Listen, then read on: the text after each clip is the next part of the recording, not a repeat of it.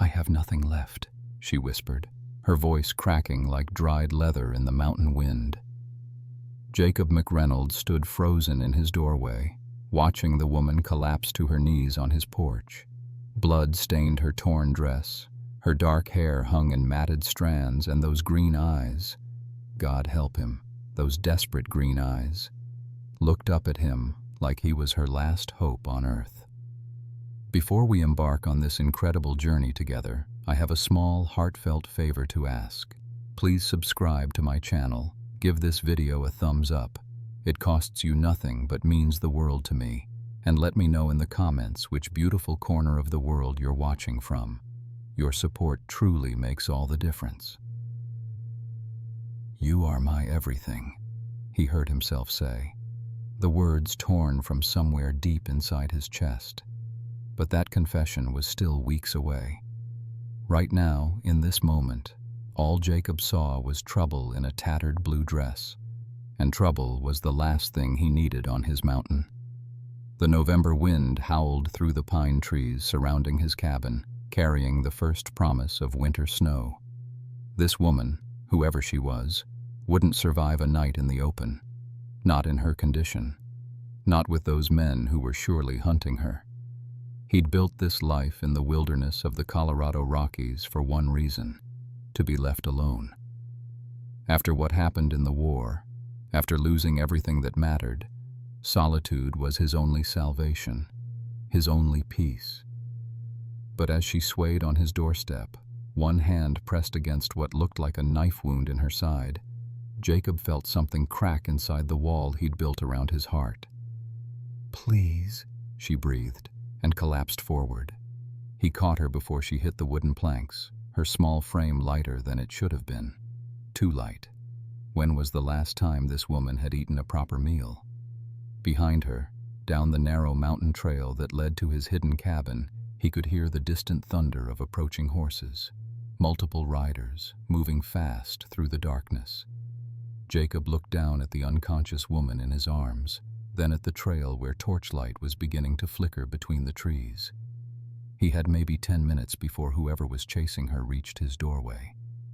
10 minutes to decide whether he was going to hand over this stranger to whatever fate awaited her, or whether he was going to stand and fight for someone he'd known for less than 5 minutes.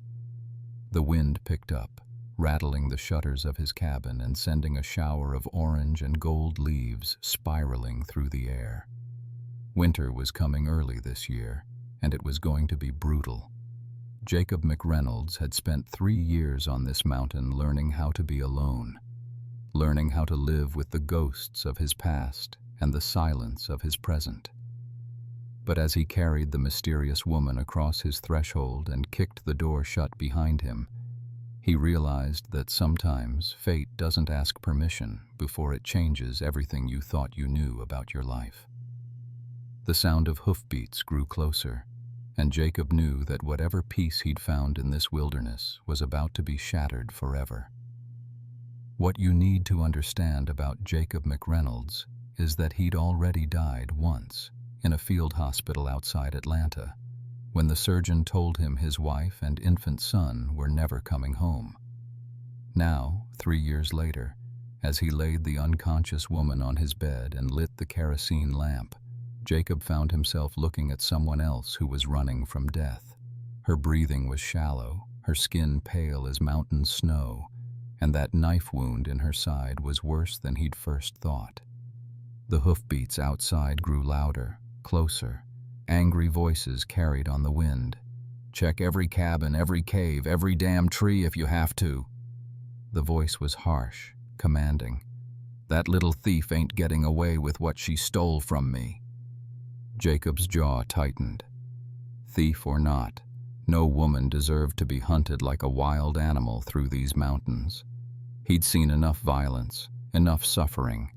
He'd caused enough of both during the war. Moving quickly, he stripped away the torn fabric around her wound, trying not to notice how the lamplight caught the gentle curve of her collarbone, the delicate features of her face. She was beautiful, but it was the kind of beauty that had clearly brought her nothing but trouble. The cut was deep, but clean, probably from a hunting knife. Someone had tried to hurt her and she'd fought back. There was dried blood under her fingernails, scratches on her knuckles. This woman was no helpless victim. "Search that cabin up on the ridge," came another shout from the darkness. Jacob grabbed his medical supplies from the chest beside his bed. During the war, he'd learned to patch up wounded soldiers with whatever was available. Those skills were rusty now, but they'd have to do. As he cleaned the wound, the woman stirred, her eyes fluttering open. For a moment she stared at him in confusion, then panic flooded her features. "Easy," he said quietly, his voice rougher than he'd intended. "You're safe." "No," she whispered, trying to sit up. "No, you don't understand. They'll kill you if they find me here. They'll kill us both." "Who's they?" Jacob asked, though part of him already knew the answer. In these mountains there were only a few men with enough authority to lead a hunting party. None of them were the kind of men a decent person wanted to cross. "Dalton Crawford and his men," she said, and Jacob's blood turned to ice. Crawford owned half the territory between here and Denver, and he took what he wanted without asking permission. If this woman had crossed him, she was in more danger than Jacob had realized. "What did you take from him?" Jacob asked, continuing to work on her wound. Her green eyes met his, and he saw something there, desperation mixed with fierce determination. "Evidence that he murdered my father." The sound of hoofbeats was right outside now. Jacob could see torchlight flickering past his windows. "Stay quiet," he whispered, then moved to blow out the lamp. In the darkness, they waited, listening to the sounds of men dismounting, boots on wooden steps. Jacob's hand found the handle of his Colt revolver. Someone pounded on his door with the butt of a rifle. "Open up, McReynolds. We know you're in there." Jacob looked down at the woman on his bed, her eyes wide with terror in the moonlight filtering through his window. 3 years ago, he'd made a promise to himself that he was done saving people, done fighting other people's battles. But as Crawford's men continued hammering on his door, Jacob realized some promises were made to be broken. The pounding on Jacob's door grew more violent, and he knew Crawford's patience was wearing thin.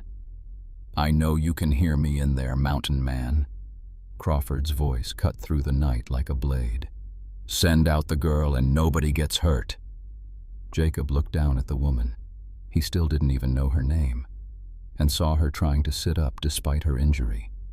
She was reaching for something in the torn pocket of her dress, her movements urgent and desperate. "What are you doing?" he whispered. "The papers," she breathed. "The proof. If something happens to me, they can't be lost." She pulled out a folded document, stained with blood but still readable. Even in the dim moonlight, Jacob could see it was some kind of official record, signed and sealed. "This is what Crawford wants," she continued. "Proof that he forced my father to sign over his land deed before he killed him. Without this, no one will ever know the truth." Jacob took the document, his fingers brushing hers. Her hands were soft but calloused. A woman who worked for her living but hadn't been broken by it. "What's your name?" he asked. "Sarah. Sarah Mitchell." "Well, Sarah Mitchell, you picked a hell of a place to make your last stand." The pounding stopped suddenly, replaced by something worse. Silence. Jacob knew what that meant. Crawford's men were spreading out, surrounding the cabin. "There's a root cellar," Jacob said quietly, "under the floorboards by the kitchen. You can hide there." Sarah shook her head. "I won't let you face them alone because of me." "You got a better idea?" Before she could answer, the sharp crack of breaking glass filled the air. Someone had thrown a rock through his kitchen window. "Last chance, McReynolds," Crawford shouted. "Send her out or we burn you both out." Jacob felt something he hadn't experienced in 3 years. The cold, calculating calm that had kept him alive during the war. His hand moved to his gun belt, checking his ammunition. 6 shots in the Colt, 12 more in his rifle. Against how many men? He'd counted at least 4 voices, maybe more. "Sarah," he said, his voice steady as granite. "I need you to tell me something, and I need the truth. Did you kill anyone tonight?" She met his eyes without flinching. "Crawford's foreman tried to stop me from taking the papers. I stabbed him, but I don't think I killed him." "Good," Jacob said, "because I don't want to die defending a murderer." "You don't have to die defending me at all," Sarah said, struggling to stand. "Just give me a gun and—" "Sit down." His tone left no room for argument. "You can barely stand, and you've lost too much blood to be any help in a fight." The smell of smoke began drifting through the broken window. They were setting something on fire outside, probably his woodpile, trying to create a distraction or force them out. "Jacob," Sarah said, and hearing his name on her lips did something strange to his chest. "Why are you helping me? You don't even know me." He looked at her for a long moment, this woman who'd brought chaos into his carefully ordered life. Her dark hair fell across her shoulders, and despite her injuries and exhaustion, there was still fire in those green eyes. "Maybe I'm tired of hiding," he said finally. The truth was more complicated than that, but Jacob didn't have time to examine his motives. Outside, Crawford was barking orders, and the smell of smoke was getting stronger. "Listen to me," Jacob said, moving to the window and peering through a gap in the shutters. "There are 5 of them that I can see, maybe more watching the back of the cabin. When I give the word, you get to that root cellar and you stay there until either I come back for you or you hear them ride away. What if you don't come back?" Jacob checked his rifle one more time. "Then you wait until dawn, take the mountain trail north, and don't stop until you reach the sheriff in Broken Ridge. Give him those papers." "Jacob, promise me." Sarah nodded, tears glistening in her eyes. "I promise." He moved toward the door, then stopped and looked back at her. "Sarah, for what it's worth, I'm glad you found your way to my mountain." Before she could respond, Jacob threw open his door and stepped into the night, his rifle ready, prepared to fight a battle he probably couldn't win for a woman he barely knew. Sometimes, he thought as Crawford's men spun toward him with their weapons drawn, a man had to choose between existing and living. The standoff lasted exactly 3 heartbeats before all hell broke loose. Jacob had stepped onto his porch with his rifle raised, counting 5 men in the flickering torchlight. Crawford himself stood in the center, a big man with silver hair and cold eyes who looked like he'd never backed down from anything in his life. "Well, well," Crawford drawled, his hand resting on his gun belt. "The hermit decides to join the party." "This is my land, Crawford," Jacob said, his voice carrying across the clearing. "You got no business here." "I got business wherever that little thief is hiding." Crawford's smile was all teeth and no warmth. "Hand her over and we'll pretend this never happened." Jacob's answer was to work the lever on his rifle, the metallic click echoing through the mountain air. That's when Crawford's men made their move. The first shot came from Jacob's left, one of Crawford's riders trying to flank him around the side of the cabin. Jacob spun and fired, watching the man tumble backward off the porch steps. Then everything was gunfire and shouting, and the acrid smell of black powder smoke. Jacob dove behind his water trough as bullets splintered the wood around him. From inside the cabin, he could hear furniture crashing. Sarah was getting to the root cellar like he'd told her to. 2 more of Crawford's men were advancing from the front, using the burning woodpile as cover. Jacob sighted down his rifle and squeezed off another shot, watching one of them stumble and fall. "Burn him out," Crawford shouted. "Torch the whole damn cabin." That's when Jacob saw the 5th man, a thin, weaselly-looking character, running toward the cabin with a torch in one hand and a bottle of what looked like kerosene in the other. No time to aim properly. Jacob fired from the hip, and the bottle exploded in the man's hand, covering him in flames. He dropped the torch and ran screaming into the darkness. But the torch had landed on the cabin's wooden steps, and the dry timber was already catching fire. Jacob's home, his sanctuary, his refuge from the world, was starting to burn. "Give it up, McReynolds," Crawford called out. "Your cabin's done for, and you're outnumbered." Jacob counted his remaining ammunition. 3 shots left in the rifle, 6 in his Colt. 2 of Crawford's men were down, but Crawford himself was still behind cover, along with at least 1 more rider. The fire was spreading up the side of his cabin now, orange flames licking at the roof. If Sarah was still in that root cellar, she'd be trapped. That thought sent a surge of something primal through Jacob's chest, not the cold calculation of a soldier, but the fierce protectiveness of a man defending what mattered to him. When had this woman started to matter to him? No time to wonder about that now. Jacob broke from cover, running in a crouch toward the back of the cabin.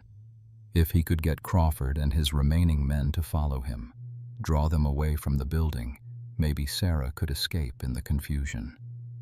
A bullet whined past his ear, close enough that he felt the heat of it. Another one kicked up dirt at his feet. He made it to the back corner of the cabin just as the kitchen window exploded outward from the heat. The whole structure was going up fast, too fast. "Sarah!" he shouted, not caring if Crawford's men heard him. "Get out of there!" That's when he heard something that made his blood run cold. A woman's scream from inside the burning cabin. Jacob didn't remember making the decision to go back. One moment he was crouched behind the cabin, the next he was kicking in the back door and plunging into smoke and flame. The heat hit him like a physical blow. The air was thick and choking, and he could barely see 3 feet in any direction. "Sarah!" he called out, dropping to his hands and knees where the air was clearer. He found the trap door to the root cellar hanging open, smoke pouring down into the hole below. Either Sarah had never made it down there, or she'd tried to come back up and been trapped by the fire. Jacob lowered himself into the cellar, his lungs burning from the smoke. And there she was, unconscious on the earthen floor, overcome by smoke inhalation.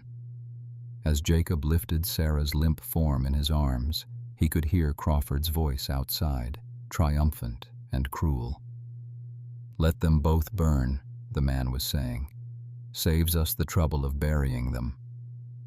Jacob had maybe 60 seconds before the cabin floor above them collapsed into the root cellar.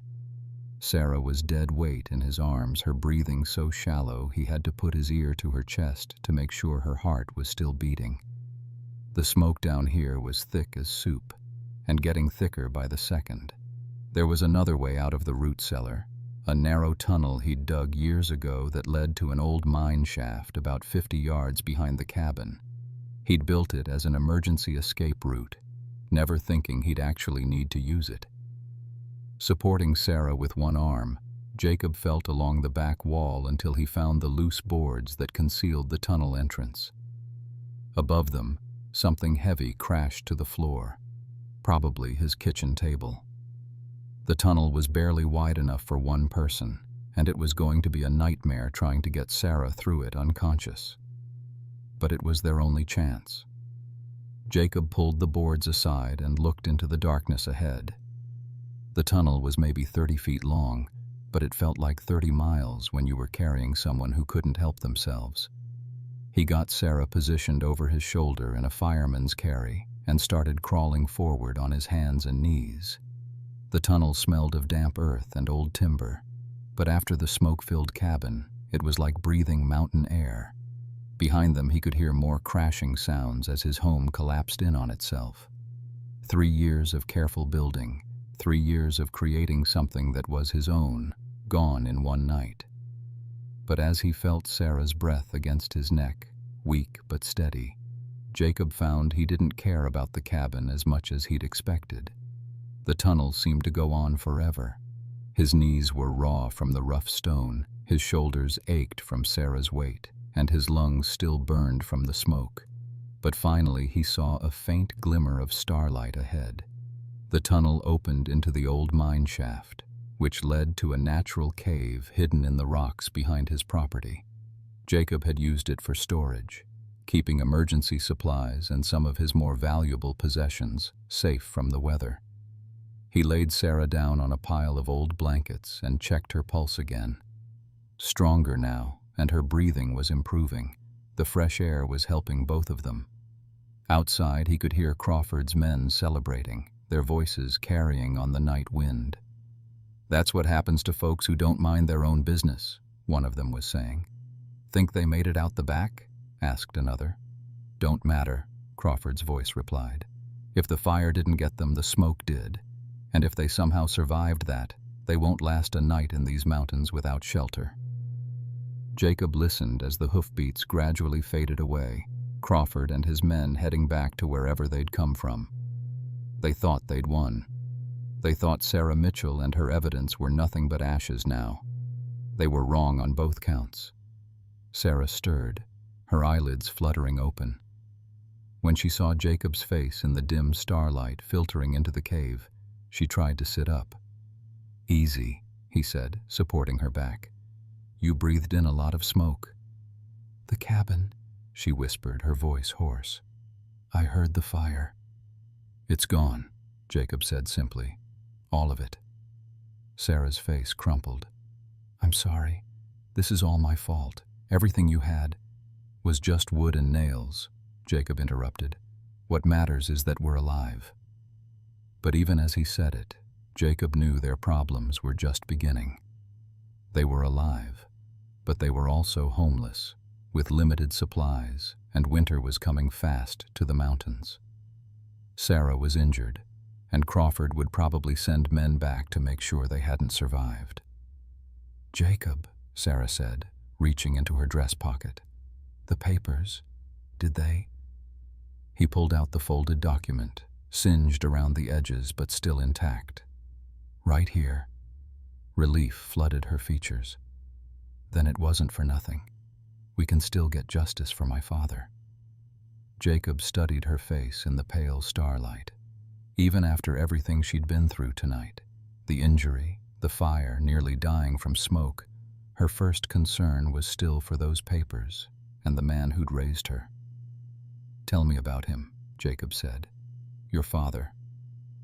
Sarah leaned back against the cave wall, her eyes distant. "Thomas Mitchell. He had a small ranch about 20 miles from here. Nothing fancy, but it was ours. Good water, good grazing land. Crawford wanted it for his cattle operation." "And your father wouldn't sell?" "Crawford never offered to buy.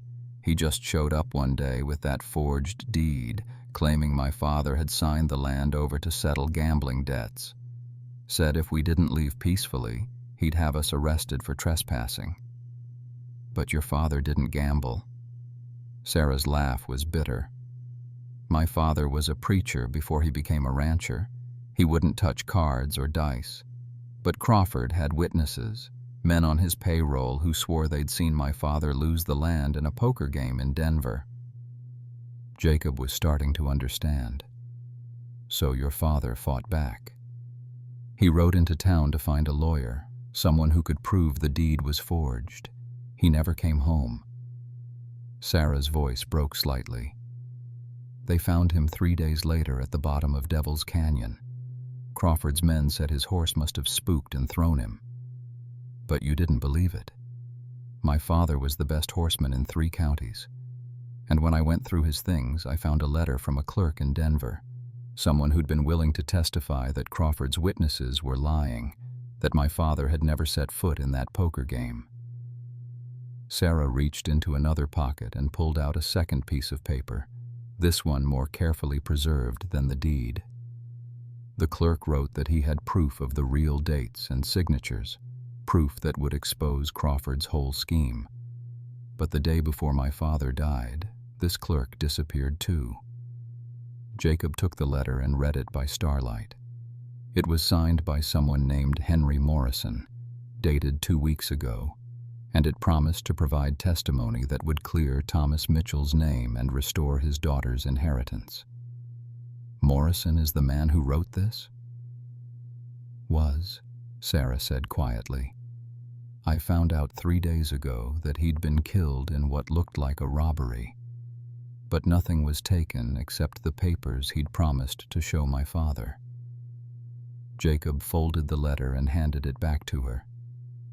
That's when you decided to take matters into your own hands. I broke into Crawford's office while he was in Denver on business. I knew he kept documents in his safe.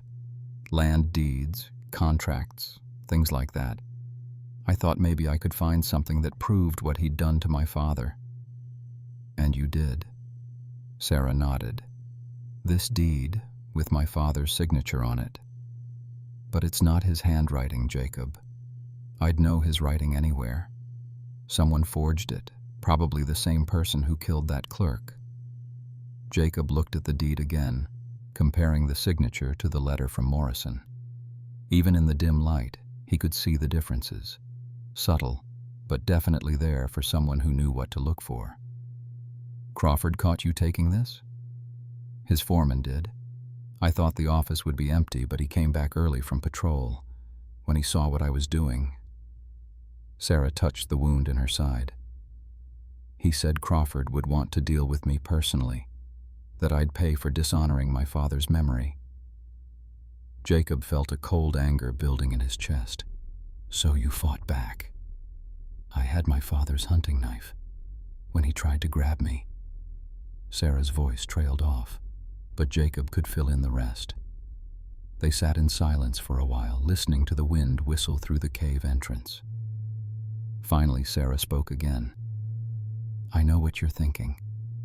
I'm just some foolish girl who got in over her head, who cost you everything you'd built here. Jacob looked at her, this woman who'd risked everything to clear her dead father's name, who'd fought off a man twice her size, who'd nearly died tonight, but was still more concerned about justice than her own safety. What I'm thinking, he said quietly, is that Crawford picked the wrong person to cross. Dawn came slowly to the mountains, painting the sky in shades of pink and gold that reminded Jacob of better times. Sarah had finally fallen into an exhausted sleep, curled up in his old wool coat with her head pillowed on a grain sack. In the gentle morning light, with her dark hair spread across her shoulders and her face relaxed in sleep, she looked younger, more vulnerable. But Jacob had seen the steel in those green eyes, the fierce determination that had driven her to break into Crawford's office alone. Sarah Mitchell might look like she belonged in a Boston drawing room, but she had the heart of a mountain lion. The question now was what to do with her. Jacob's practical side said the smart thing would be to get her to the sheriff in Broken Ridge, turn over the evidence, and let the law handle Crawford. But Jacob had lived in these mountains long enough to know that Crawford's influence reached far beyond his ranch. How many lawmen were in his pocket? How many judges? His philosophical side said this wasn't his fight. He'd saved Sarah's life, kept her evidence safe, and that was enough. He could help her get to Denver, maybe, where she might find honest authorities who couldn't be bought. But there was a third option, one that scared him more than he wanted to admit. They could fight back. Together. Sarah stirred, her eyes fluttering open. For a moment, she looked confused. Then memory came flooding back, and she sat up quickly, too quickly. She winced and pressed a hand to her wounded side.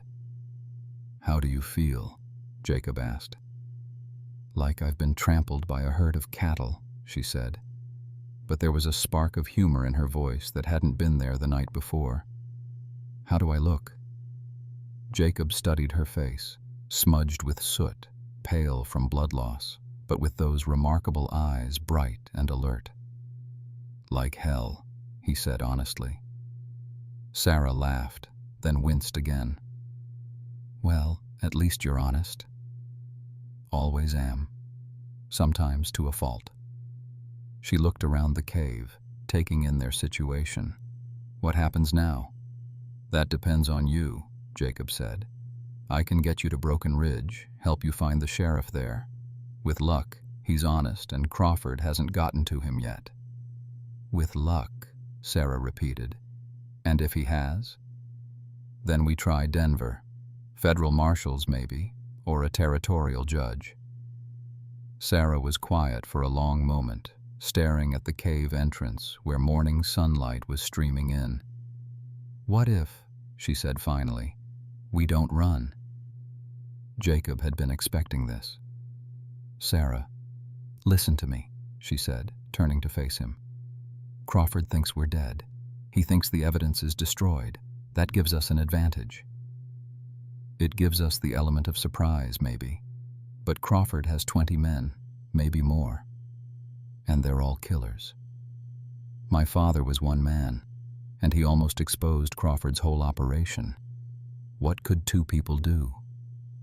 Jacob looked at her, this slip of a woman who'd already lost everything and was talking about taking on one of the most dangerous men in the territory. Two people could get themselves killed, he said. Maybe, Sarah admitted. Or maybe two people could finish what my father started. Jacob stood and walked to the cave entrance, looking out at the smoldering remains of his cabin.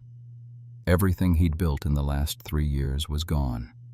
His home, his workshop, most of his possessions. Crawford had taken it all in one night. But as he thought about it, Jacob realized something surprising. He wasn't as devastated by the loss as he'd expected to be. The cabin had been shelter, security, a place to hide from the world and his memories. But it had also been a prison of sorts, a place where he'd been existing rather than living. Jacob, Sarah said softly, coming up behind him. You don't owe me anything. You saved my life, and that's more than anyone else would have done. If you want to help me get to Denver and then disappear, I'll understand. He turned to look at her, standing there in his oversized coat with her chin raised defiantly. She was giving him permission to walk away, but her eyes were begging him to stay and fight. What exactly are you proposing? He asked. Sarah's face lit up with hope. Crawford's operation depends on intimidation and violence. People are afraid to stand up to him because they think he's untouchable. But what if we could prove he's not? What if we could show everyone in the territory what he really is? How? The same way my father tried to do it. We find more evidence. We find more witnesses. We build a case so strong that even Crawford's bought judges couldn't ignore it. Jacob shook his head. Sarah, your father tried that, and it got him killed. My father was working alone trying to fight Crawford through legal channels. But what if we don't play by the rules? What if we use Crawford's own tactics against him? There was something in her voice that made Jacob look at her more carefully. What are you really suggesting? Sarah met his eyes steadily. I'm suggesting we become the thing Crawford fears most. People who know the truth and aren't afraid to act on it. You're talking about vigilante justice. I'm talking about the kind of justice my father would have gotten if he'd lived in a world where money and fear didn't corrupt everything. Jacob was quiet for a long time, thinking. During the war, he'd learned that sometimes the difference between right and wrong wasn't clear, that sometimes good people had to do questionable things to stop truly evil ones. Even if we could expose Crawford, he said finally, even if we could prove everything he's done, what makes you think that would be enough? Men like Crawford don't go quietly. Then maybe, Sarah said, her voice hard as flint, we don't give him the choice to go quietly. Jacob studied her face and saw something there that hadn't been there before, a cold determination that reminded him of himself in his darkest moments during the war. Sarah, he said carefully, what exactly are you prepared to do to get justice for your father? She was quiet for a long moment, then looked up at him with those steady green eyes. Whatever it takes, she said simply. And Jacob realized that Sarah Mitchell wasn't the helpless victim he'd first thought she was. She was something far more dangerous, a woman with nothing left to lose and everything to fight for. "All right," he said. "Let's say I'm willing to help you. Where do we start?" Sarah smiled then, the first real smile he'd seen from her, and it transformed her entire face. "We start," she said, "by making Crawford think he's won, while we figure out how to destroy him."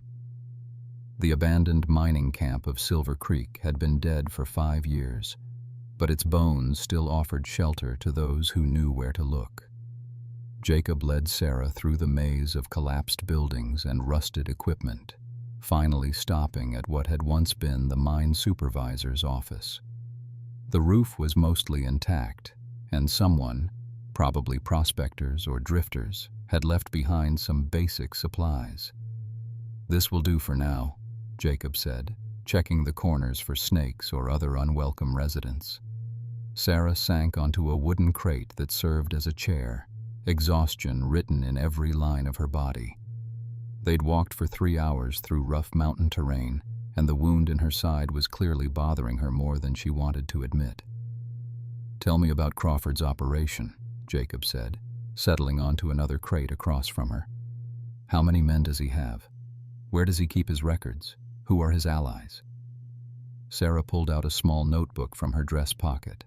Somehow it had survived the fire and their escape. "I wrote down everything I could learn before I broke into his office. Crawford owns the Lazy Sea Ranch, about 15 miles east of here.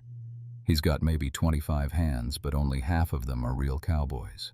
The rest are gunfighters. Names? His foreman is a man called Snake Morrison, no relation to Henry Morrison, the clerk. Snake's got a reputation from Texas to Montana. They say he's killed at least a dozen men in fair fights, and probably twice that many in unfair ones." Jacob knew the name. Snake Morrison had served in the Confederate Army, same as Jacob, but on the wrong side of honor. He'd been cashiered out for murdering prisoners. Who else? "There's a man called Dutch Hendricks who handles Crawford's business arrangements. He's the one who bribes judges and intimidates witnesses.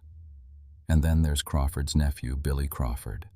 He's young, maybe 20, but mean as a sidewinder." Sarah flipped a page in her notebook. "The thing is, Jacob, Crawford's not just stealing land. He's running a whole criminal operation. Rustling cattle, robbing stagecoaches, selling guns to anyone with money. The land grab scheme with my father was just one part of it." "How do you know all this?" Sarah's smile was grim. "Because for the last month, I've been working as a serving girl in the saloon where Crawford's men drink. They talk when they're drunk, especially if they think you're just another pretty face bringing them whiskey." Jacob looked at her with new respect. "You've been planning this for a while." "Since the day they found my father's body." Sarah's voice was steel wrapped in velvet. "I knew I couldn't fight Crawford with strength, so I decided to fight him with intelligence." "What else did you learn?" "Crawford's got a problem. The territorial governor is sending an investigator to look into reports of lawlessness in this area. Someone named Marshal James Bridger. He's supposed to arrive next week." Jacob whistled low. "Bridger's got a reputation for being honest. That's why Crawford wanted to clean up loose ends, like your father's evidence, before the marshal arrived." "Exactly. But here's the thing. Crawford doesn't know I heard about Bridger. I was in the kitchen when he was talking to Snake Morrison about it. They think the fire last night eliminated their last problem." "So we have maybe a week before this marshal shows up," Jacob said, thinking out loud. "What do you want to do with that time?" Sarah leaned forward, her eyes bright with intensity. "We're going to give Marshal Bridger a gift. We're going to hand him enough evidence to put Crawford and his whole gang away for life." "And how exactly do we do that?" "By becoming ghosts," Sarah said. "Crawford thinks we're dead, remember? So we stay dead while we gather evidence. We hit his operations, document his crimes, and build a case that even bought judges couldn't ignore." Jacob studied her face. Sarah, what you're talking about isn't just dangerous. It's impossible for two people to— We won't be alone, she interrupted. Crawford's made a lot of enemies over the years. People who've lost land, lost family members, lost their livelihoods. They're scared to act alone, but if they had leaders— You want to start a war? I want to finish one, Sarah corrected. Crawford started this war when he killed my father. I'm just going to make sure we win it. Jacob was quiet for a long time, staring out the broken window at the mountains beyond. What Sarah was proposing was dangerous beyond measure. It was also probably the right thing to do. During the war, Jacob had seen what happened when good people stood by and did nothing while evil men ran rampant. He'd sworn after Atlanta that he would never again let innocent people suffer when he had the power to act. All right, he said finally, but we do this smart. No unnecessary risks, no heroic gestures. We gather evidence first, recruit second, and we don't move against Crawford until we're absolutely sure we can win. Sarah nodded eagerly. Where do we start? Jacob looked around their makeshift headquarters, then back at the woman who'd turned his quiet life upside down in one night. 3 days ago, his biggest worry had been whether he had enough firewood for winter. Now he was planning to take down one of the most dangerous men in the territory. We start, he said, by finding out everything we can about Crawford's next move. And then we make sure it's his last one. Outside, a hawk circled in the afternoon sky, hunting for prey among the rocks and scrub brush. Jacob watched it for a moment, thinking that very soon he and Sarah would be the ones doing the hunting.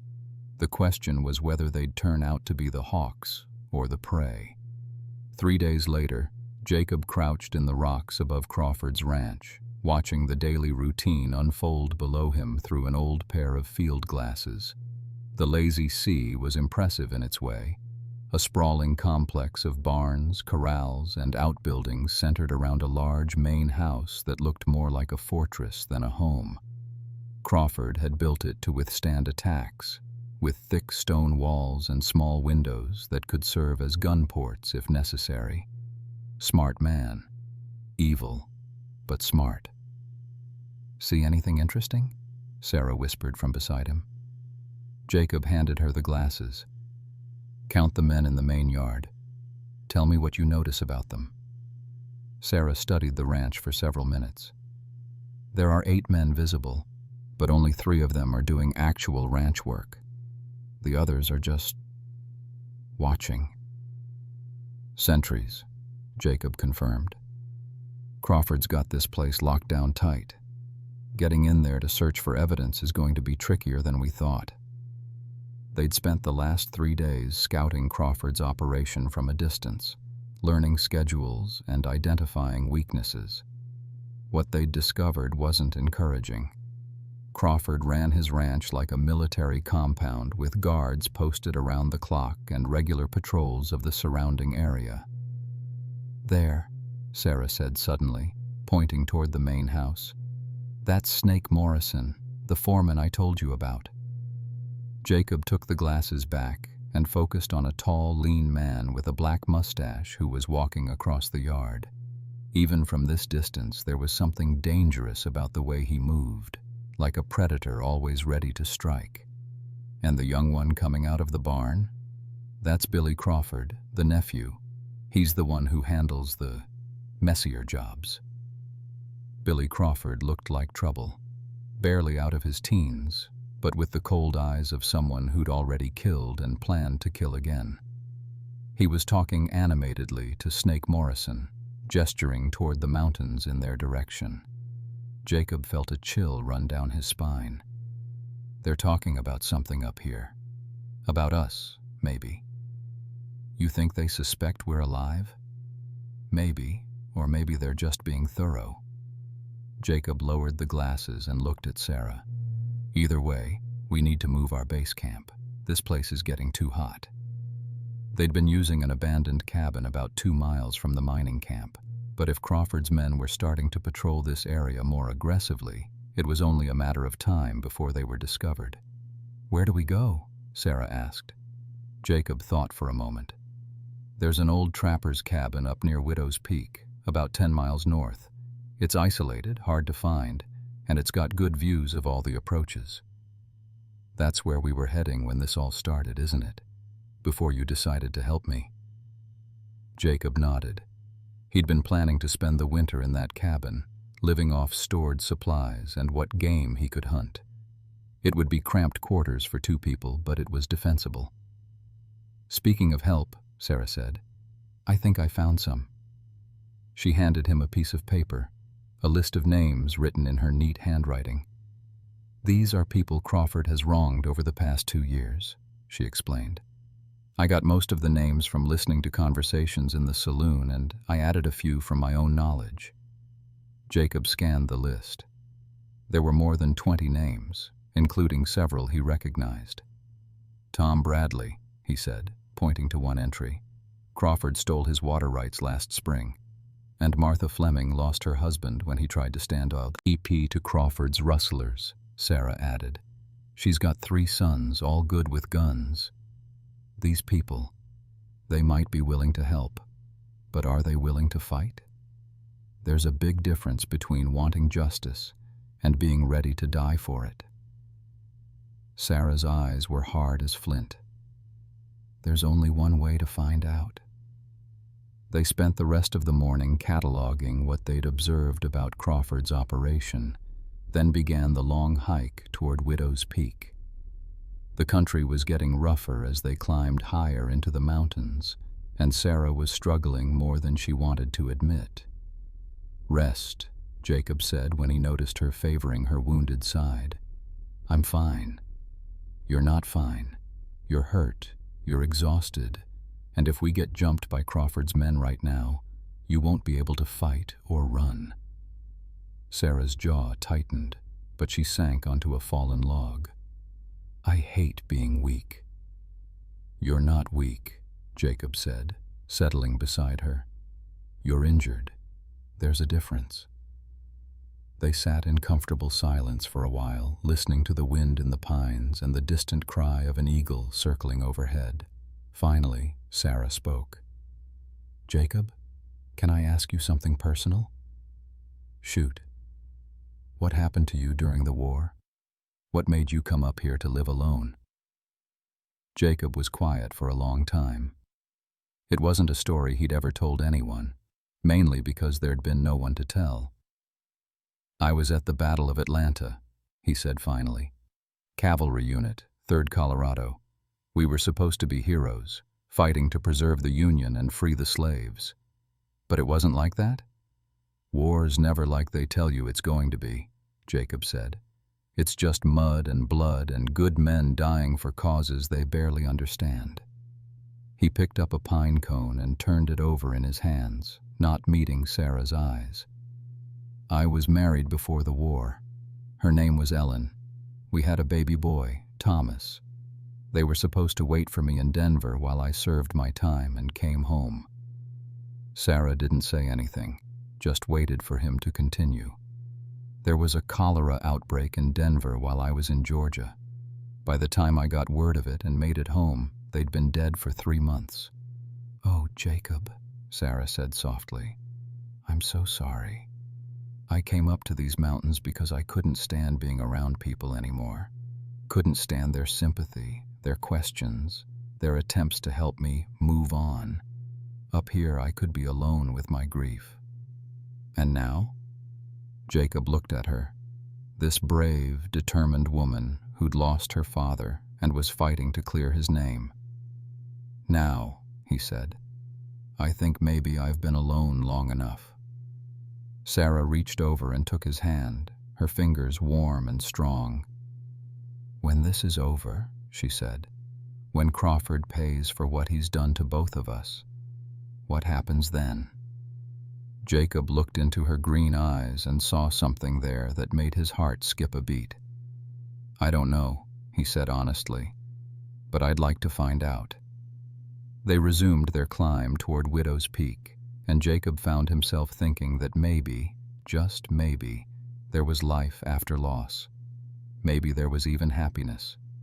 But first, they had to survive what was coming.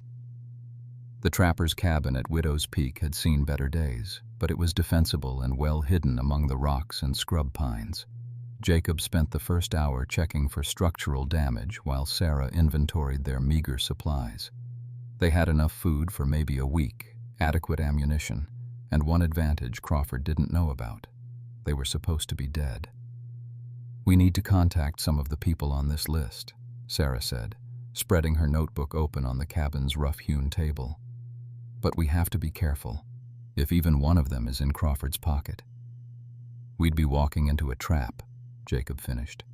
"So we start with someone we can trust absolutely." Sarah studied her list. "Martha Fleming. She's got the most reason to hate Crawford, and she's got those 3 sons I mentioned. If anyone would be willing to fight, it's her." Jacob nodded. He'd met Martha Fleming a few times in town, a tough, no-nonsense woman who'd been hardened by frontier life even before Crawford's men killed her husband. "How do we approach her without exposing ourselves?" "Very carefully," Sarah said. "There's a general store about 5 miles from her homestead. She comes to town every Thursday for supplies. If we could intercept her there..." Too public. Too many eyes. Jacob thought for a moment. "What about her oldest boy? What was his name?" "Daniel. He's about 20, works their ranch alone since his father died." "I've seen him around. He's got a good reputation, steady, honest, not the kind to run his mouth." Jacob made a decision. "I'll approach him directly. If he's willing to listen, he can bring his mother into it." "That's risky." "Everything we do from now on is risky," Jacob pointed out. "The question is whether it's worth the risk." Sarah was quiet for a moment, then nodded. "When?" "Tonight. Daniel Fleming rides fence most evenings, checking their stock. I can intercept him away from the house, away from potential witnesses." "What if he doesn't believe you? What if he thinks you're working for Crawford?" Jacob touched the folded deed in his shirt pocket. "Then I show him the evidence. If that doesn't convince him, nothing will." They spent the rest of the day preparing. Jacob cleaned his weapons and planned his route to the Fleming ranch, while Sarah worked on strategy, identifying other potential allies and mapping out Crawford's known operations. As evening approached, Jacob felt the familiar pre-battle tension settling in his stomach. It was a feeling he remembered from the war, that mixture of anticipation and dread that came before any dangerous mission. "Jacob," Sarah said as he prepared to leave, "be careful." "Always am." "No, you're not." She moved closer to him, her green eyes serious. "You're brave, and you're honorable, but you're not always careful. Don't take any unnecessary risks tonight." Before he could respond, she rose on her toes and kissed him, just a quick, soft brush of lips that was over almost before it began. "For luck," she said, her cheeks flushing slightly. Jacob stared at her for a moment, feeling something shift inside his chest. "Sarah, go," she said, "before you lose your nerve." The ride to Fleming territory took him through some of the most beautiful country in Colorado, rolling hills dotted with aspen groves that glowed golden in the setting sun. Under other circumstances, Jacob might have enjoyed the scenery. Tonight, he was focused entirely on not getting shot.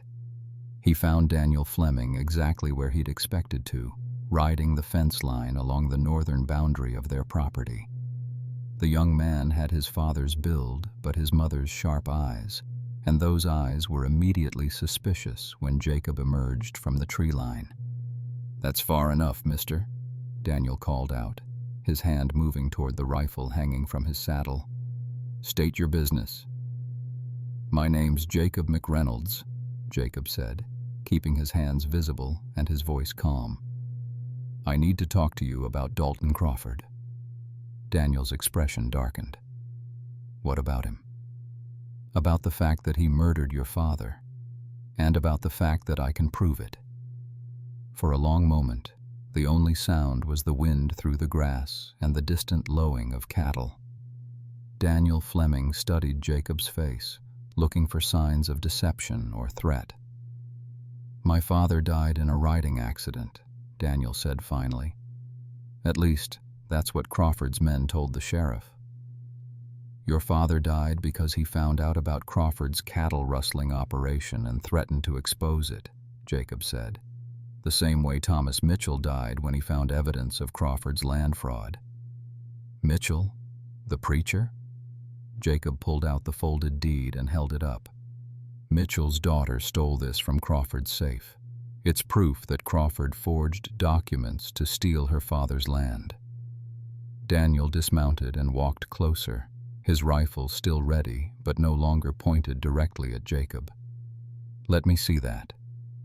Jacob handed over the document and waited while Daniel studied it by the fading light. "This signature," Daniel said slowly, "it doesn't look right. Because it's not Mitchell's signature. It's a forgery, just like the documents Crawford used to justify your father's death." Daniel looked up sharply. "What documents?" "The ones claiming your father was rustling Crawford's cattle. The ones that made it look like your father was the criminal instead of the victim." For a moment, Jacob thought he'd pushed too hard, that Daniel would dismiss everything he'd said as the ravings of someone with a grudge against Crawford. But then the young man's shoulders sagged, and Jacob saw the weight of months of doubt and suspicion finally settling on him. "I knew something wasn't right," Daniel said quietly. "My father was many things, but he wasn't a thief, and he was too good a horseman to just fall off a cliff. Your father discovered that Crawford's men were altering brands on stolen cattle, making it look like they belonged to the lazy sea. When he threatened to report it to the territorial authorities, Crawford had him killed." "How do you know all this?" Jacob took a deep breath. "Because the same people who killed your father tried to kill me and Thomas Mitchell's daughter 3 nights ago. They burned down my cabin, thinking we were inside." Daniel's eyes widened. "You're the hermit who lived up on Cedar Mountain. Everyone thinks you're dead." "That's what we want Crawford to keep thinking. It gives us an advantage." "Us?" "Sarah Mitchell and me. We're gathering evidence against Crawford, and we're looking for people who are willing to help us see justice done." Daniel was quiet for a long time, staring out at his family's land that might be next on Crawford's list if they didn't act soon. "What kind of help?" he asked finally. "The kind that might get you killed," Jacob said honestly. "Crawford has 25 men, most of them professional gunfighters. Going up against him isn't something to take lightly. And if we just let him keep stealing and killing, then eventually he'll own everything from here to Denver, and good people like your family will be nothing but memories." Daniel looked at the deed in his hands, then back at Jacob. "What do you need me to do?" "Talk to your mother. Show her this evidence. If she's willing to help, we'll contact you with more details." "And if she's not?" Jacob met the young man's eyes steadily. "Then we'll understand, and we'll never contact you again." "But Daniel, this is probably our only chance to stop Crawford before he becomes too powerful to fight." Daniel nodded slowly and handed back the deed. "I'll talk to her tonight. How do I reach you?" "You don't. If your mother agrees to help, tie a red bandana to your north fence post. I'll contact you within 2 days. And if she doesn't, then God help us all," Jacob said quietly.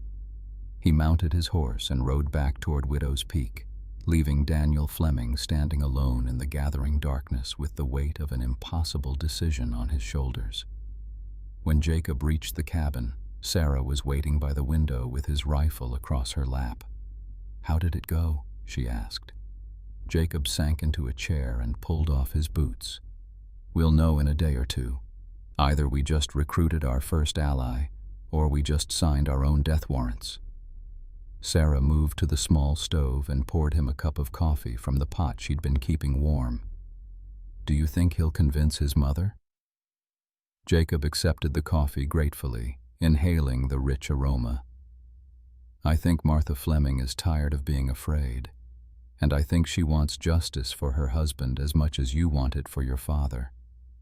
But wanting justice and being willing to die for it are two very different things. They sat in comfortable silence, listening to the wind outside and watching the fire crackle in the small stone fireplace. Finally, Sarah spoke. Jacob, when I kissed you earlier, Don't apologize for it, he said quickly. Please. Sarah smiled.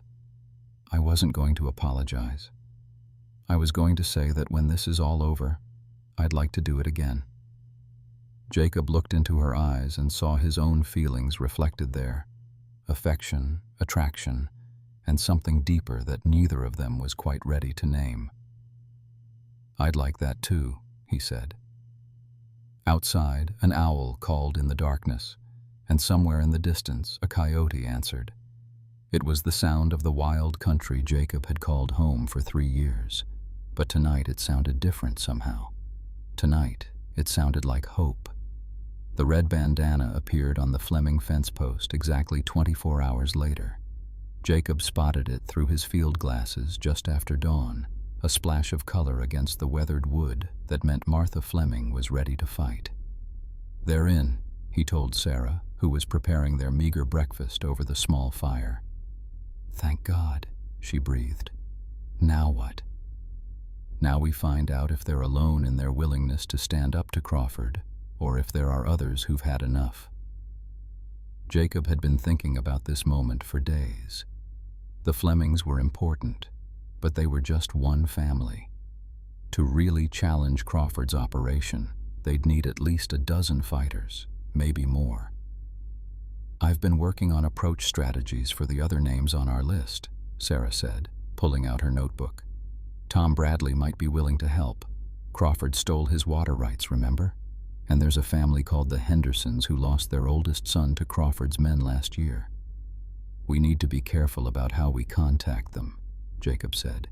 If we approach too many people too quickly, word might get back to Crawford. What if we don't approach them directly? What if we let the Flemings do some of the recruiting? Jacob considered this. That could work. Martha Fleming is respected in the community and people trust her. If she vouches for us, they might be more willing to listen, Sarah finished.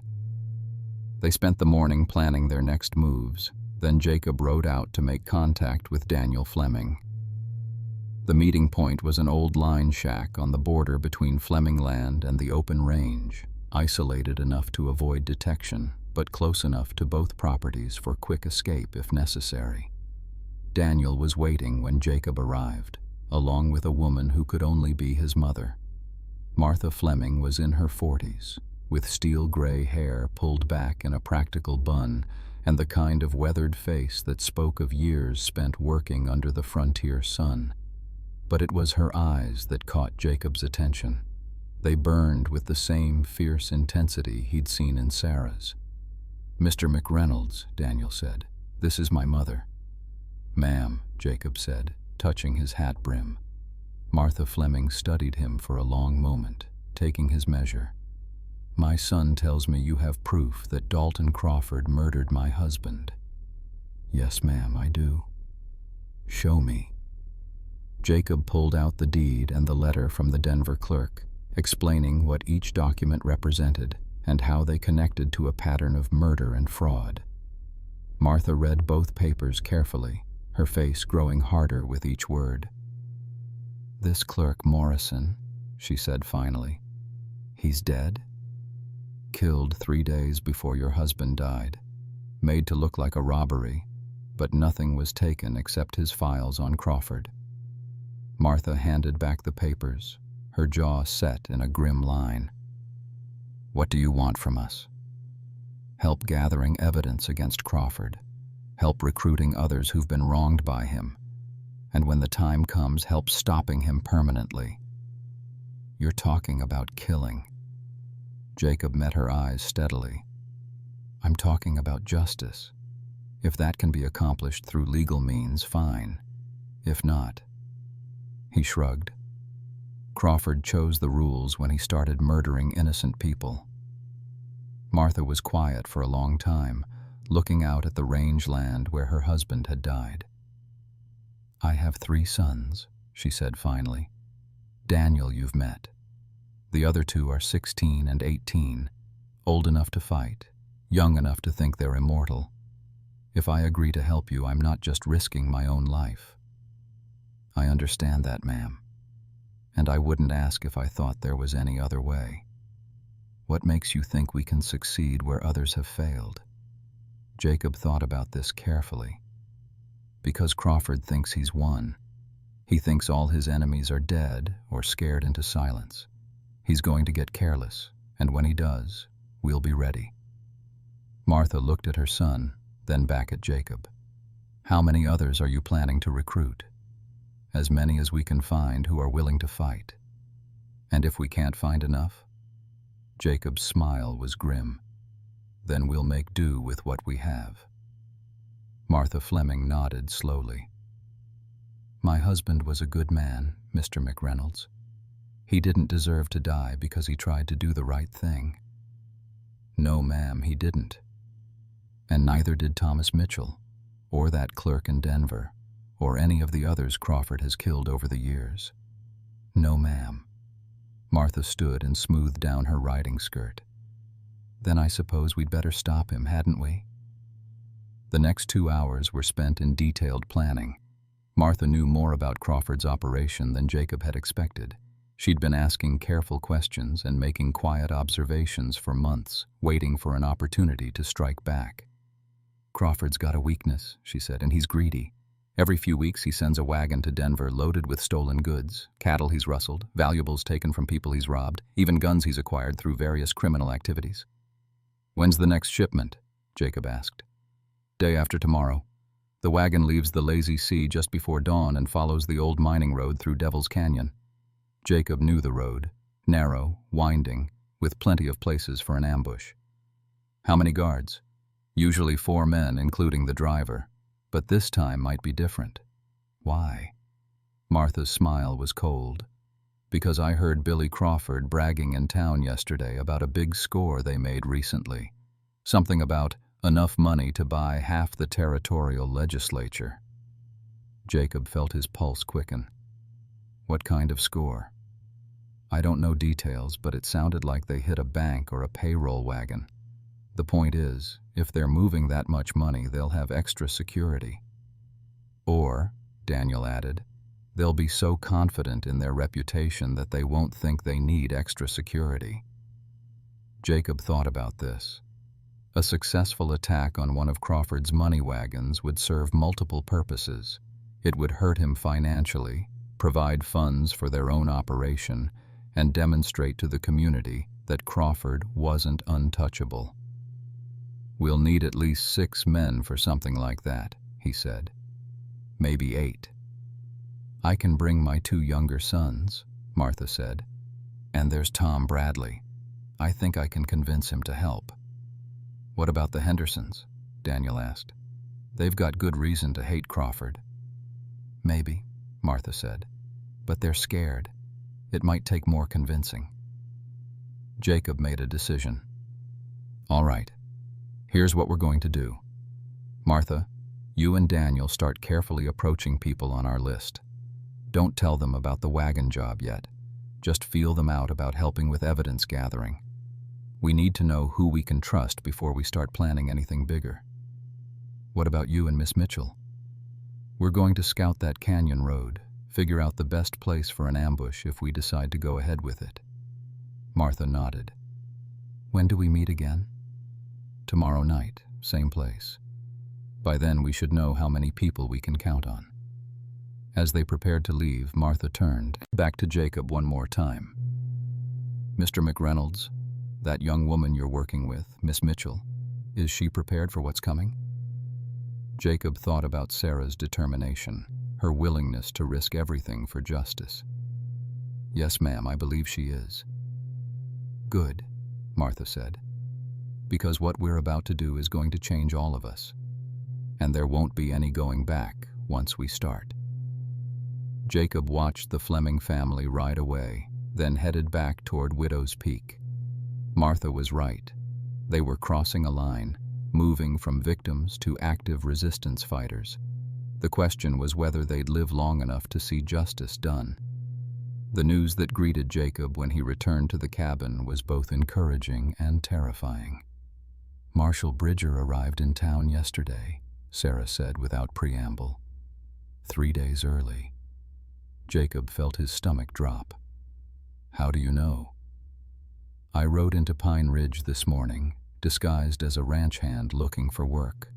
The whole town's buzzing about it. Apparently, Bridger's not what anyone expected. Meaning? Sarah's eyes were bright with excitement and fear. Meaning he's young, maybe 30, and he's already asking very pointed questions about Dalton Crawford, questions that are making certain people very nervous. Jacob sank into a chair and ran his hands through his hair. This changed everything. If Bridger was as honest as his reputation suggested, and if he was already suspicious of Crawford, then their timing had just become critical. What kind of questions? Questions about missing persons, unexplained deaths, and sudden changes in property ownership. I overheard the bank president telling his clerk to make sure all of Crawford's loan documents were properly filed, meaning hidden or destroyed if they're incriminating. That's what I'm thinking. Sarah moved to the window and peered out at the mountain trail. Jacob, what if we approach Bridger directly? What if we give him our evidence? Jacob considered this. It's risky. We don't know for certain that he's honest. And even if he is, going public means giving up our biggest advantage, the fact that Crawford thinks we're dead. But if we wait too long, Crawford might find a way to eliminate Bridger like he did my father and that clerk. She was right, and Jacob knew it. Men like Crawford didn't become powerful by letting honest lawmen interfere with their operations. All right, he said finally, but we don't approach Bridger yet. First we test him. How? By giving him information anonymously and seeing what he does with it. If he follows up on it honestly, we'll know we can trust him. If he doesn't, then we'll know Crawford has gotten to him too. Jacob nodded. What else did you learn in town? Sarah pulled out a piece of paper covered with notes. Crawford's getting nervous. He's called in additional men from his other properties, and he's increased patrols around the ranch. Word is that he's planning something big, maybe a move against some of his remaining enemies before Bridger can investigate too thoroughly. Such as? The Hendersons, for one, Tom Bradley for another, maybe even the Flemings if he suspects they know more than they're letting on. Jacob felt a chill run down his spine. If Crawford was moving to eliminate potential witnesses, then their recruitment efforts had become a race against time. We need to warn Martha Fleming, he said, standing and reaching for his gun belt. Already done. I sent word through a mutual friend, suggested that she and her boys might want to be extra careful for the next few days. Jacob looked at Sarah with newfound admiration. You've been busy.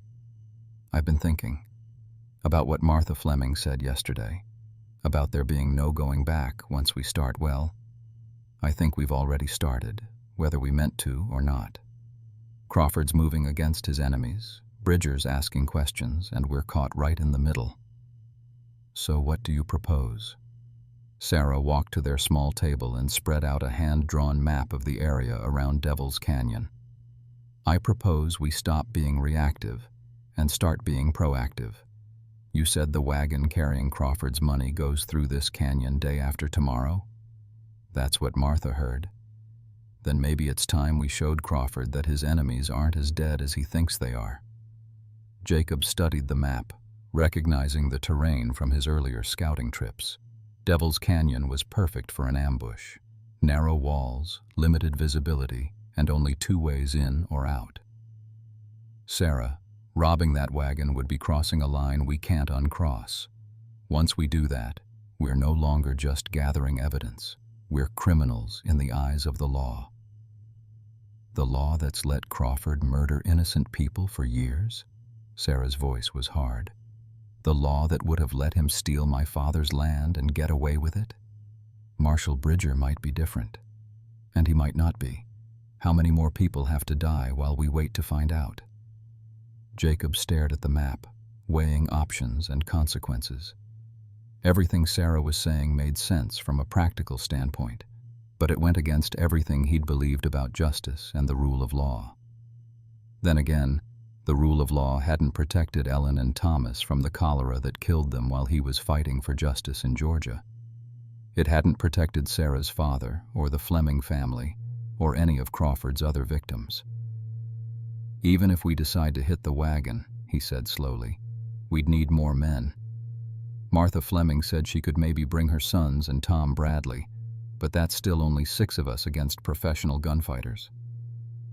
What if we had another advantage? Such as? Sarah pointed to a spot on the map where the canyon road curved sharply around a large boulder formation. What if they never saw us coming? Jacob looked more closely at the terrain she was indicating. The road curved there because of a rock slide years ago that had partially blocked the canyon. A wagon would have to slow down significantly to navigate around the obstacle. You're thinking of an ambush from above? I'm thinking of bringing down another rock slide at just the right moment. The wagon gets trapped, the guards can't see where the attack is coming from, and we have all the advantages. It was a good plan, Jacob had to admit. It was also incredibly dangerous.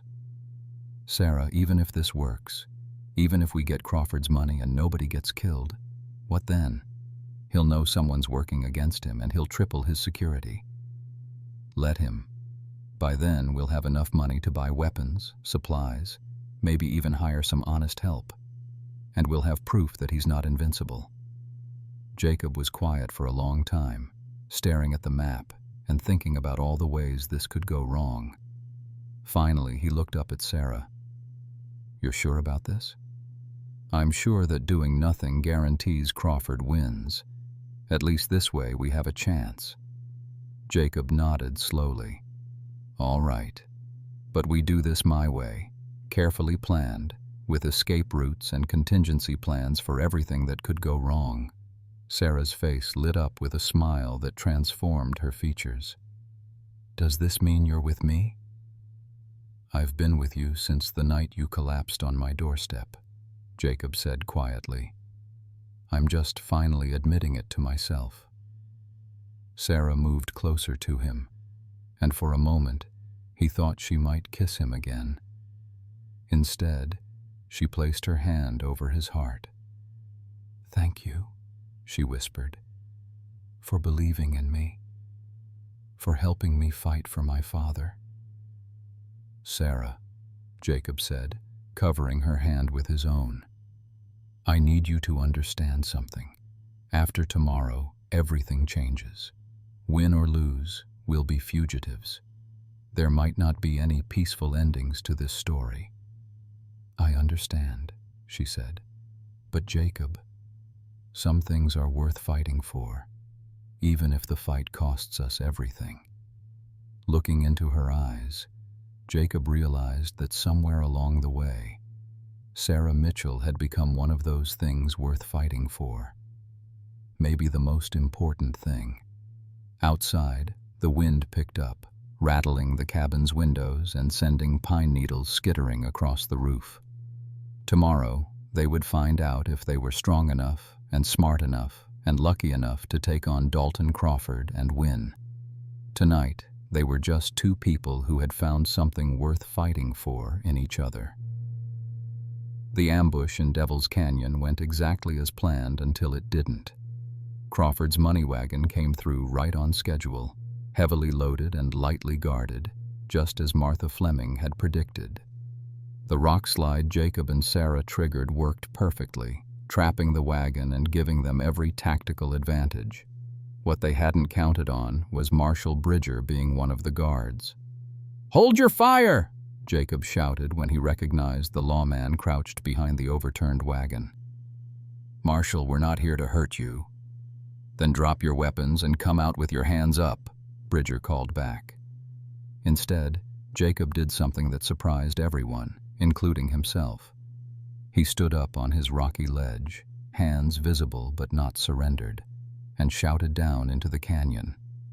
"Marshal, my name is Jacob McReynolds. I have evidence that the man who hired you to guard this wagon is a murderer and a thief." Sarah appeared beside him, the stolen deed held high above her head. "He killed my father, Thomas Mitchell, and forged documents to steal our land." For a long moment, nobody moved. Then Bridger called out, "I'm listening."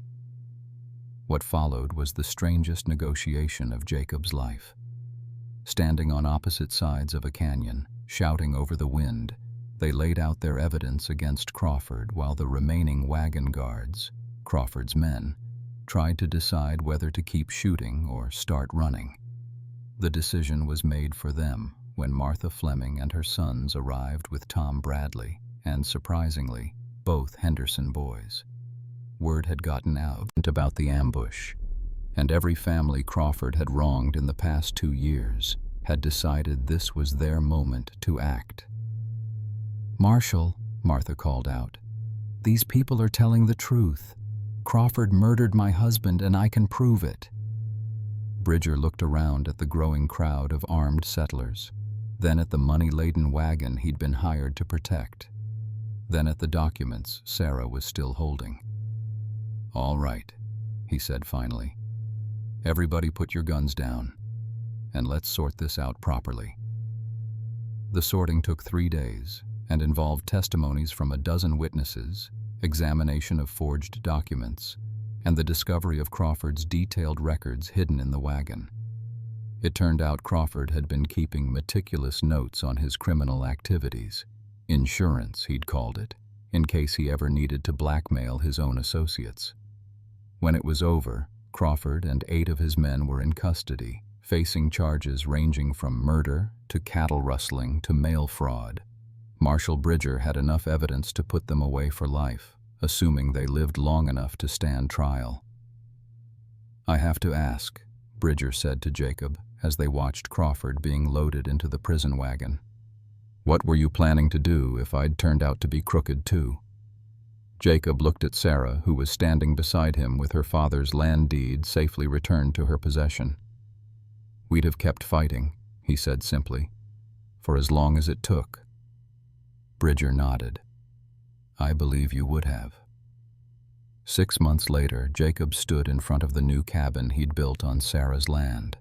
Their land now, legally joined by marriage and common purpose. The structure was larger than his old place, with room for a family and windows that looked out over good grazing land instead of wilderness isolation. Sarah emerged from the house, her condition just beginning to show under her practical work dress. She moved to stand beside him, one hand resting on her still flat stomach, the other taking his. "Any regrets?" she asked, as she did sometimes in the quiet moments between their busy days. Jacob looked out at their land, at the cattle grazing peacefully in the distance, at the smoke rising from the chimneys of neighbors who'd become friends and allies. He thought about his old life in the mountains, solitary and safe and sterile. "Just one," he said. Sarah looked concerned. "What?" Jacob turned to her, this woman who'd brought chaos and purpose and love into his carefully ordered world. "I regret," he said, pulling her into his arms, "that it took me so long to realize that some things are worth fighting for, and some people are worth everything." Sarah smiled and rose on her toes to kiss him, the same soft, quick kiss she'd given him that first night in the cave, except this time it carried the promise of all the nights to come. Outside their window, the Colorado mountains stood eternal and majestic. witnesses to love found and justice served, and the truth that sometimes the best things in life come disguised as disasters. Sometimes, Jacob thought as he held his wife close, a man had to lose everything to find out what really mattered. And sometimes, if he was very lucky, he got to keep it. Thank you for joining me on this incredible journey through the Wild West. If this story touched your heart or kept you on the edge of your seat, I'd love to hear from you in the comments below. Please share your thoughts, and don't forget to subscribe for more captivating stories of love, courage, and justice. Your support means everything to this storyteller. Until our paths cross again in another tale.